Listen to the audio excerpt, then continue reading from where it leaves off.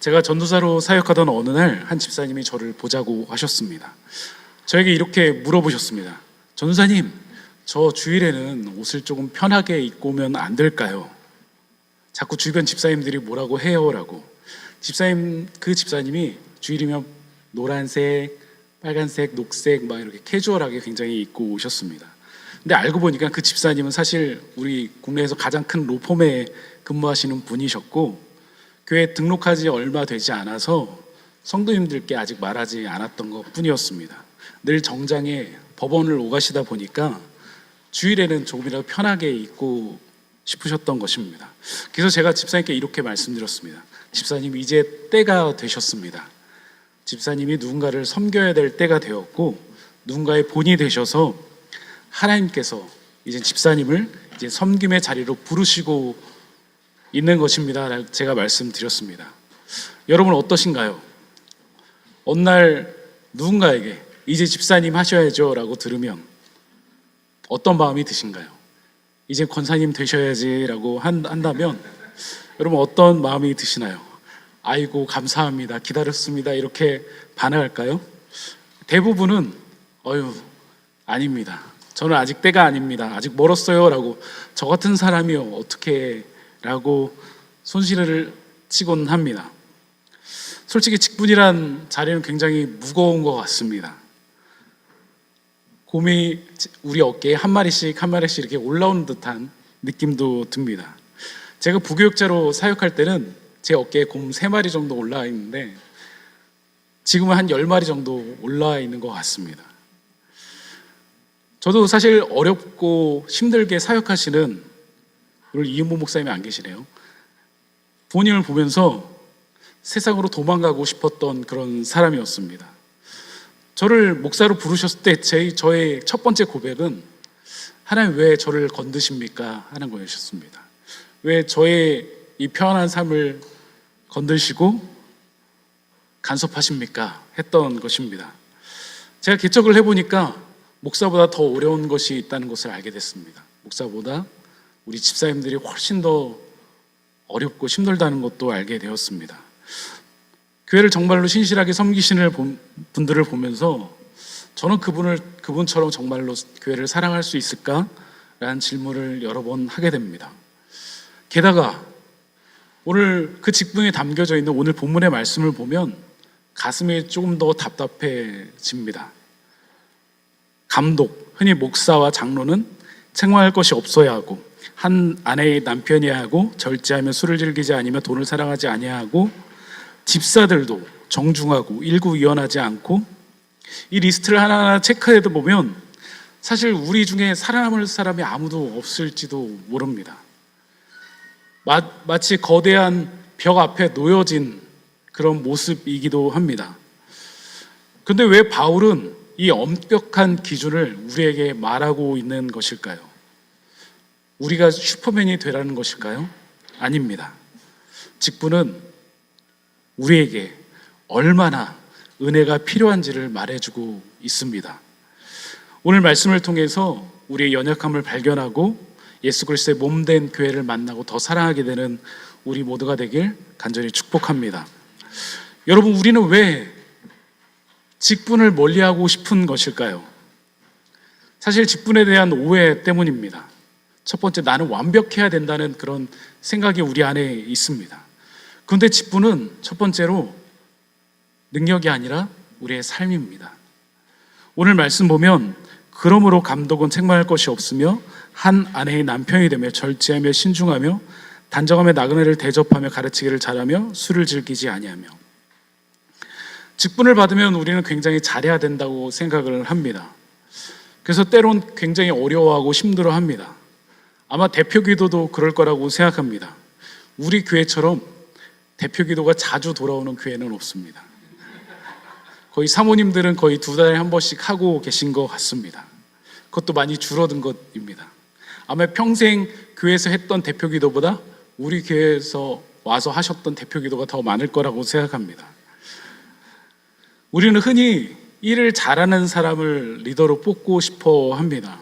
말 잘하고 여유도 있고 사회적 지위도 있고 추진력 있는 사람, 그런 사람들을 CEO로 뽑고 싶곤 합니다. 그런데 오늘 본문을 잘 살펴보시기 바랍니다. 오늘 본문에는 능력에 대한 이야기는 거의 없습니다. 물론 가르치기를 잘하며 라는 것이 있긴 합니다. 나머지는 전부 성품과 관계에 관한 것입니다. 절제하고 신중하고 대접하기를 잘하고 관용하고 다투지 않는 것입니다. 여러분, 왜 그럴까요? 교회는 세상과 다르게 예수 그리스도의 몸이기 때문입니다. 세상의 기준이 아닌 하나님의 말씀이 기준이라는 것입니다. 더욱이 성품과 관계가 중요한 이유는 5절에 자세히 나오고 있습니다. 사람이 자기 집을 다스릴 줄 알지 못하면 어찌 하나님의 교회를 돌보리요. 교회는 이윤을 추구하는 기업이 아니라 가정, 하우스라는 이야기입니다. 즉 천국을 소망하는 가족입니다. 가정에는 똑똑한 관리자가 필요한 것이 아니라 따뜻한 아버지가 필요합니다. 자녀가 아플 때 밤새 간호해 줄 어머니가 필요하다는 것입니다. 그래서 감독이라는 이 헬라어 언어를 살펴보면 위에서 두루 살피는 자, 돌아보는 자를 말합니다. 즉 따뜻하게 교회를 보호하고 이단으로부터 여러 가지 위협으로부터 교회를 지키며 영적으로 돌보고 책임지는 사람을 감독이라고 말합니다. 신약성경에 이 감독이라는 말과 장로라는 말과 목사라는 말이 섞여서 사용되는 것을 알 수 있습니다. 지금 적용하면요, 이 감독, 장로에는 두 가지가 있습니다. 하나는 가르치는 장로, 흔히 말해서 설교하는 목사들입니다. 말씀을 연구하고 선포하고 성례를 집례하는 그 일을 하는 것이 바로 설교하는 장로, 가르치는 장로, 목사입니다. 다스리는 장로도 있습니다. 흔히 말하는 일반적으로 말하는 장로님입니다. 칠위 장로라고도 합니다. 성도들의 삶을 신방하고 살피고 목사님들과 함께 당회를 이뤄서 교회를 질서를 세우고 교회를 이끌어가는 사람들을 장로님이라고 합니다. 저는 그동안 목회를 하면서 성도님들을 잘 살펴봤습니다. 성도님들이 정말로 위로받을 때는 제가 설교를 굉장히 잘해서 설교가 홈런을 쳐서 그럴 때도 아주 가끔 있지만 대부분은 장례식장 가서 함께 울어줄 때, 그리고 힘들고 어렵고 아플 때 찾아가 손잡고 정말로 기도해 줄 때였습니다. 하나님은 스펙을 좋은 사람을 찾는 것이 아니라 마음이 따뜻하고 한 사람 한 사람 따뜻하고 찾아가는 그 사람을 찾고 있으십니다. 즉 한 영혼을 품는 그런 사람을 원하신다는 것입니다. 오늘 말씀이 이렇게 이어집니다. 자기 집을 잘 다스려 자녀들도 모든 공수나무로 복종하게 하는 자라야 할지며. 저는 목회하면서 가장 중요하게 생각하는 것이 중에 하나가 바로 부부입니다. 부부관계가 좋아야 모든 것이 평안이 있고 성장이 있습니다. 게다가 자녀들도 안정이 됩니다. 사실 모든 사역은 가정으로부터 시작되기 때문입니다. 우리 교회에 나중에 장로님이 세워지고 안수 집사님이 세워지고 권사님이 세워진다면 제일 먼저 볼 것이 바로 부부 관계가 얼마나 좋은지 볼 것입니다. 가정을 아름답게 세우고 품을 때 교회도 품을 수 있기 때문입니다. 좋은 가정을 이루는 것이 우리 참된 성도의 첫 번째 사역이기도 합니다. 교회의 지도자의 자격은 바로 이 가정을 통해서 나타나는 것 같습니다. 자녀들이 아버지에게 선한 영향력을 받아 존경함과 공손함과 순종함으로 대하고 있는지, 그것이 그 사람의 진정한 모습일 것입니다. 가정을 잘 다스리지 못한다면 교회를 잘 돌보지 못할 것입니다. 이제 안으로 그 사랑을 베풀었다면 이제 바깥으로 그 사랑도 베풀어야 됩니다. 나그네를 대접하고 품는 것입니다. 오늘 말씀 보면 감독은 책망할 것이 없으며 한 아내의 남편이 되며 절제하며 신중하며 단정하며 나그네를 대접하며 가르치기를 잘하며 라고 말씀하고 있습니다.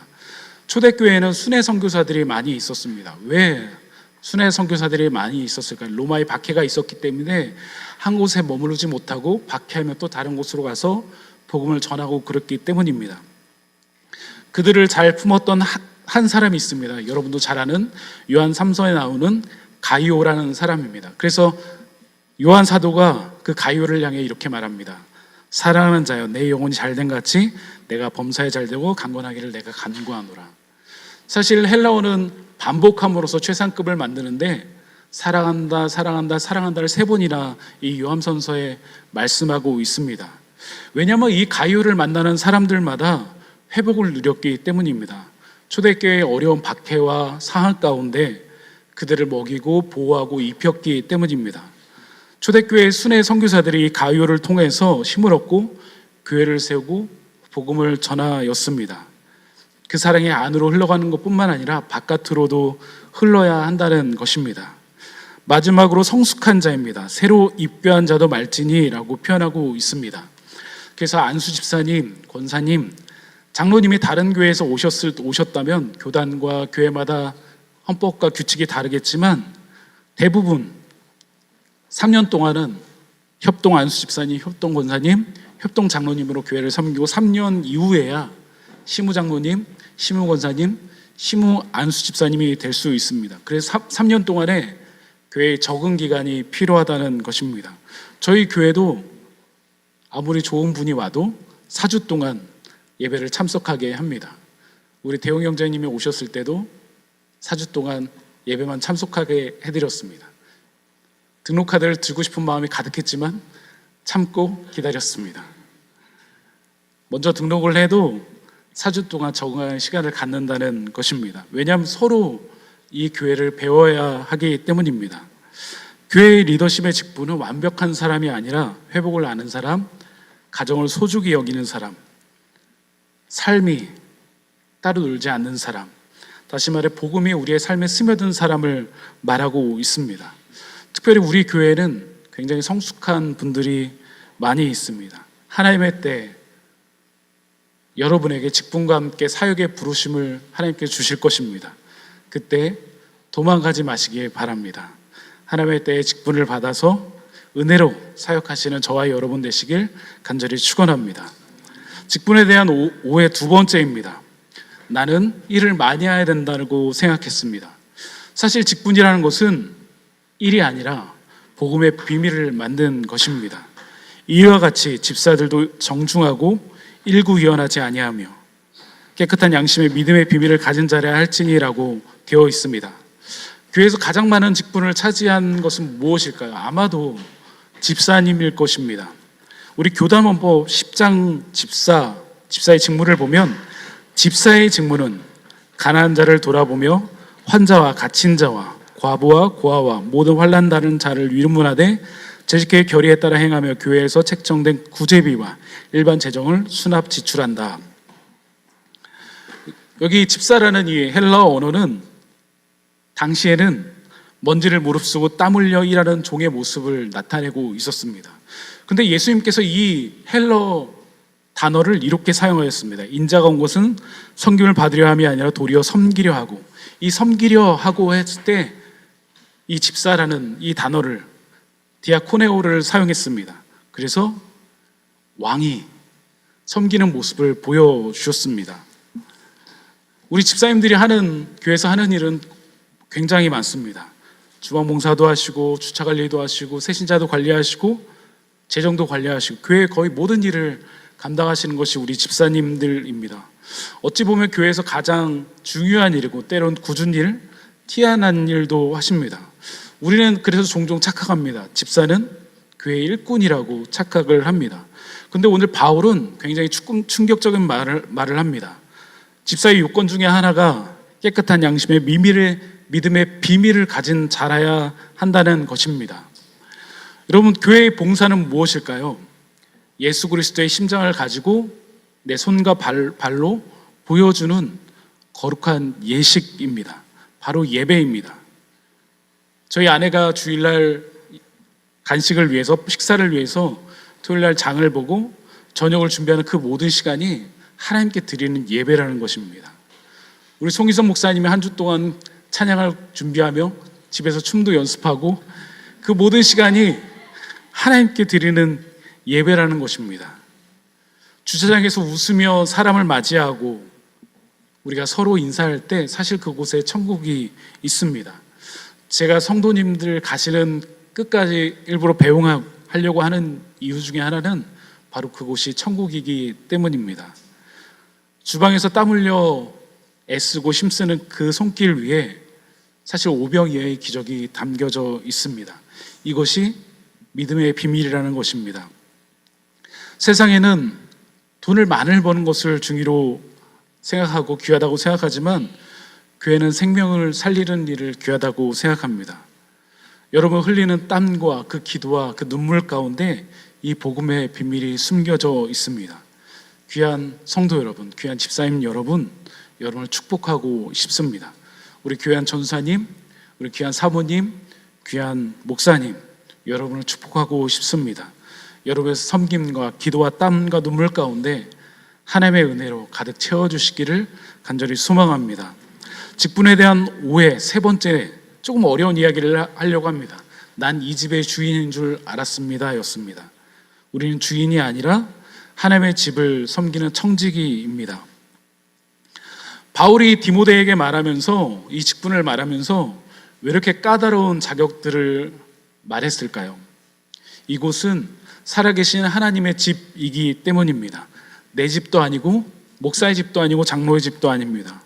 예수 그리스도 우리 주님이 거하시는 곳입니다. 우리는 가끔 신앙생활을 하다 보면, 아주 오래 하다 보면 착각에 빠집니다.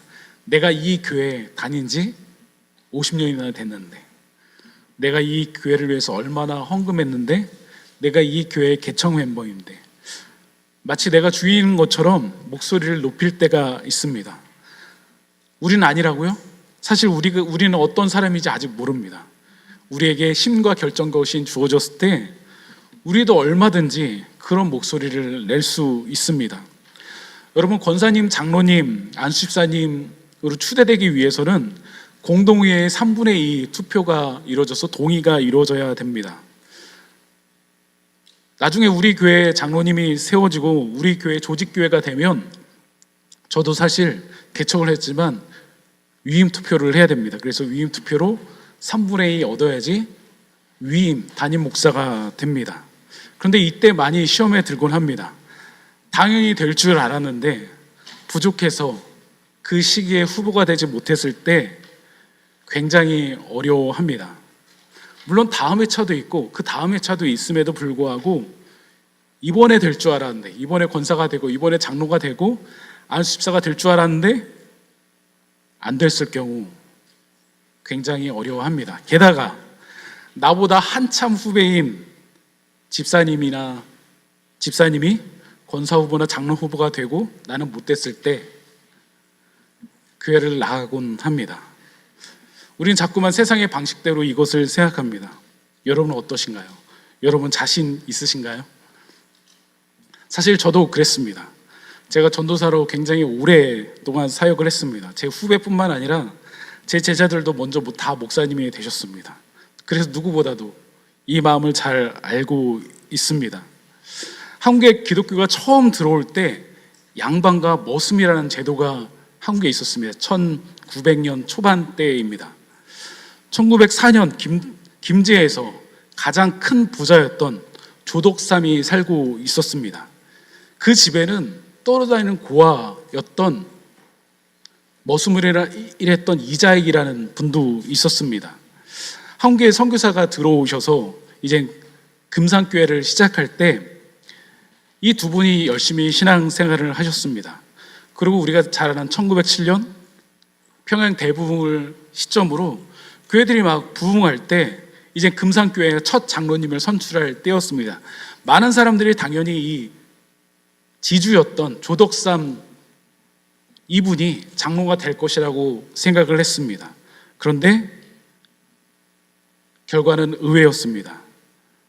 머슴인 이자에게 압도적인 표차로 장로님에 피택되었습니다. 엄청난 이변이 일어났다는 것입니다. 신분제 사회였습니다. 굉장히 겨울왕국이 됐겠죠. 긴장된 순간이었습니다. 그때 침묵을 지키고 있던 이 조덕삼이라는 분이 교인들에게 이렇게 일어나서 선포를 했습니다. 다음 PPT 한번 띄워주세요. 우리 금산교회 교인들은 참으로 훌륭한 일을 했습니다. 저희 집에서 일하는 이자익 영수는 저보다 신앙의 열의가 대단합니다. 저는 하나님의 뜻이자 교회의 결정에 순종하고 이자익 장로를 받들어 교회를 잘 섬겼습니다. 이 고백은 당시 신분제 사회를 무너뜨리는 복음의 능력으로 하나 되게 하는 위대한 신앙 고백이었습니다. 주덕삼 말대로 이 이자익을 교회에서 장로님으로 열심히 모셨습니다. 이야기는 여기서 끝나지 않습니다. 그로부터 3년 후에 조덕삼 이분도 교회 장로님으로 피택되었습니다. 그런데 먼저 피택된 장로님의 이자익 장로님의 열정이 보통이 아닙니다. 결국 신학교에 보내시고 이 모든 후원을 이 조덕삼 장로님이 되시고 결국 그 이자익 장로님 목사님이 되셔서 이 금산교회의 2대 목사님으로 초빙을 하게 됐습니다.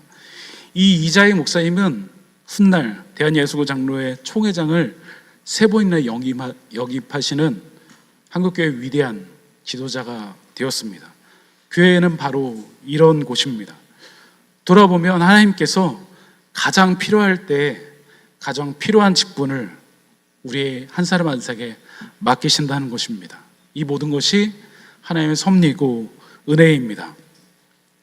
바울은 이 직무와 직분을 감당하는 사람들에게 2가지 보상을 받게 된다고 이야기를 합니다. 하나는 아름다운 지위입니다. 사람들의 존경과 감사를 의미하고요, 믿음에 큰 담력을 주신다고 합니다. 주님과 사람들 앞에서 담대하게 말하고 행동을 하는 것입니다.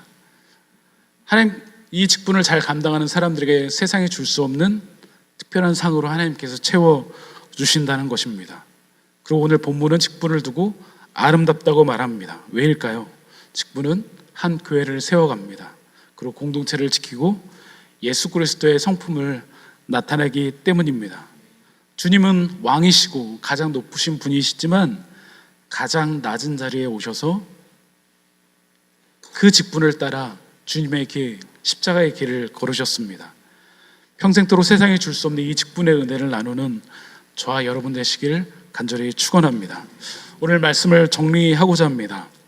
저는 일찍부터 교역자로 사역을 했습니다. 제가 교역자가 되고 가장 큰 은혜 중에 하나는 바로 귀한 사람들을 만나는 것입니다. 저는 그분들을 통해서 교회를 배우게 되고 사역을 배우게 됐습니다. 저보다 훨씬 더 교회를 잘 아시고 훨씬 더 교회를 사랑하시는 분들을 통해서 교회를 어떻게 섬겨가야 되는지 하나하나 배우게 되었습니다. 지금도 우리 교회를 기도해 주시는 한 권사님이 있으십니다. 제가 함께 교회를 섬길 때 그 권사님은 새벽 예배 때 가장 늦게까지 기도하는 분 중에 한 분이셨습니다. 교회를 섬기는 것도 특별했습니다. 주일날 오후에 가장 한가한 때, 사람들이 가장 없을 때 늘 화장실을 깨끗하게 청소하시고 몰래 돌아가시곤 하셨습니다. 그래서 매 주일마다 향기 나는 화장실을 보면서 제가 감탄한 적이 여러 번이었습니다. 많은 분들 또한 은혜를 누렸습니다. 저희 교회가 개척될 때 기도하신다고 하시고서 매주마다 일정 헌금을 성경금으로 보내주시고 계십니다. 크리스마스, 부활절 또한 무슨 일이 있으면 더해서 보내주시곤 하십니다. 제가 권사님의 그런 섬김과 삶을 보면서 또한 저 또한 그분들의 자녀를 빼놓지 않고 기도를 하고 있습니다. 제가 그런 권사님을 보면서 제 안에 믿음에 대한 오해가 풀려가기 시작했습니다. 저는 사실 부모님의 사역을 어렵게 하는 사역을 보면서 도망갔던 사람 중에 하나입니다. 하나님께서 제가 하나님, 저 이젠 주님을 위해 살겠습니다. 두 손 두 발 들고 돌아왔을 때 하나님께서 제 인생을 책임져 주실 거라고 생각을 했습니다. 전도사로 사역을 하면서 오랜 시간 동안 무임으로 사역을 하게 하셨습니다. 제가 정말로 점심때마다 김밥 하나 사 먹을 돈이 없어서 굶었던 적이 여러 번이었습니다. 목사라는 직분을 받으면 이전보다 나아질 거라고 생각했습니다. 근데 여전히 파도의 한가운데 있는 것 같습니다. 매일마다 죽을 것 같은 일들도 일어납니다. 개척을 하면 하나님께서 형통해 주실 거라고 생각도 했습니다. 이 어려움을 조금이라도 걷어갈 것이라고 생각했습니다. 그런데 이전에 알지 못했던 초대형 파도들도 경험하곤 합니다. 그런데 예수님은 항상 제가 탄 배에서 주무시는 것만 같습니다. 집사가 되고 권사가 되고 전사가 되고 목사가 되고 장로가 되고 개척을 하면 조금이라도 나아질 줄 알았는데 더 힘들고 어려운 상황이 우리에게 닥쳐옵니다.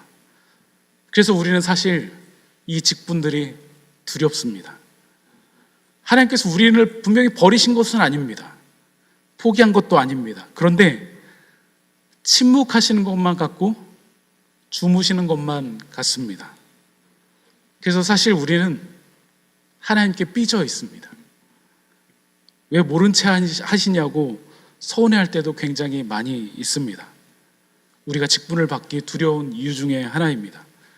그와 동시에 우리는 알고 있습니다. 이 영광이 얼마나 큰지, 위대한지를 알고 있습니다.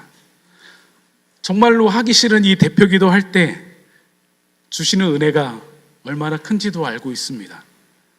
한 주간 밤새며 설교 준비를 할 때, 설교를 선포할 때 주시는 그 감격과 은혜가 얼마나 큰지도 알고 있습니다.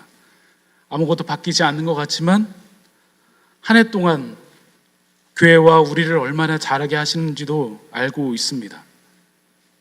우리는 사실 현실의 파도 앞에서 주님을 잘 믿지 못합니다. 그렇다고 완전히 믿지 못하는 것도 아닙니다. 하나님, 내가 죽게 되었는데 나 좀 살려주세요, 나 좀 구원해 주세요 하는 제자의 고백처럼 우린 무엇인가 붙들고는 있습니다. 그런데 우리 앞에 계속 죽을 것 같은 파도는 계속됩니다. 직분이라는 것을 받을 때마다, 더 무거운 책임이 우리에게 주어질 때마다 우리는 더 높은 파도를 경험할지도 모릅니다. 사랑하는 여러분, 그럴지라도 여러분 믿고 주무시고 계시는 그 예수님을 놓지 마시기 바랍니다. 요즘 저에게 자꾸만 이렇게 말씀하시는 것 같습니다. 웅주야, 너 잘할 수 있잖아. 너한테 그만한 믿음 줬잖아. 나 자도 되지? 아니요, 주님 주무시면 안 되는데. 아니, 나 자도 돼. 너 죽지 않아. 아니, 파도가 계속 일고 있는데요, 죽을 것 같은데요. 그런데 걱정하지 마, 나 잘게. 주무시고 계신 듯한 그 예수님이 때론 밉고 때론 삐두기도 했었는데 저를 향해 말씀하실 때마다 저는 그 영광과 그 은혜 때문에 오늘도 이 직분을 붙들고 갈 수 있게 되었습니다. 사랑하는 성도 여러분, 직분의 부르심 앞에 곰 한 마리 한 마리가 여러분 어깨에 올라가지만 뒷걸음치지 마시고 그 주무시고 계시는 예수님을 기억하시기 바랍니다. 하나님은 우리에게 완벽한 슈퍼맨을 원하는 것이 아닙니다. 부족하지만 나를 살려주세요, 주님을 찾는 그 한 사람을 찾고 계십니다. 또한 우리 살려주세요 뿐만 아니라, 나만 살려주세요 뿐만 아니라 우리를 살려달라는 그런 밖으로 흘러나가는 사랑을 찾는 그 사람을 찾고 계십니다. 기도로 예수님을 닮아가고 전도로 사랑하는 그것이 앞으로 세워질 우리 더평강교회 직분자들이 품어야 될 마음들입니다. 능력이 아닌 삶으로, 주인의 자리가 아닌 청지기로 먼지를 무릅쓰고 땀 흘려 섬기는 그 아름다운 디아코니아의 자리로 담대히 나아가시는 여러분 되시길 간절히 소망합니다. 여러분, 두려워하지 마십시오. 여전히 주님은 잠드신 것 같지만 우리를 살려주시고 우리를 이끌어 주실 것입니다. 아름다운 지위와 믿음의 큰 담력의 상금을 넉넉히 누리시는 저와 여러분 되시기를 간절히 축원합니다. 기도하시겠습니다. 하나님, 그렇습니다. 큰 파도가 일어날 때마다, 큰 너울이 일 때마다 우리는 죽을 것만 같고 세상을 향해 소리치지만 주님은 주무시는 것만 같고 침묵하시는 것만 같습니다. 우리에게 직분을 주셨는데 책임져 주시지 않는 것만 같습니다. 그런데 주님은 우리에게 웅주야, 걱정하지 마, 너에게 그러한 믿음이 있잖아 라고 되묻곤 하십니다. 더 평강교회를 세우신 하나님, 우리에게 직분을 주신 하나님, 우리 한 사람 한 사람을 통하여서 세워질 영혼들을 기대합니다.